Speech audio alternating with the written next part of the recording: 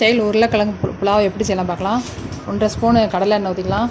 பெருஞ்சீரகம் கொஞ்சம் போட்டுட்டு கருவேப்பிலை கொஞ்சம் போட்டு வதக்கி விடணும். ஒரு கைப்பிடி பெரிய வெங்காயம் அதையும் நறுக்கி வதக்கி விட்டுக்கலாம். தக்காளி ஒரு தக்காளி அதையும் வதக்கி விட்டுக்கலாம். கொஞ்சம் உப்பு, இஞ்சி பூண்டு பேஸ்ட் 1 ஸ்பூன் அதையும் போட்டு நல்லா வதக்கி விட்டுட்டு புதினா கொஞ்சோண்டு, சிக்கன் 65 பொடி 1 ஸ்பூன் போட்டு நல்லா வதக்கி விட்டுட்டு வேக வச்சுருக்க உருளைக்கிழங்கு எடுத்துருக்கேன் அதையும் நல்லா வதக்கி விட்டுக்கலாம். அரை டம்ளர் தண்ணி ஊற்றி நல்லா கலரி விட்டு மூடி போட்டு மூடிக்கலாம். நல்லா தண்ணி வற்றினதுக்கப்புறம் வேக வச்சுருக்க ரைஸ் எடுத்து அதில் போட்டு நல்லா கிளறி விட்டுக்கலாம்.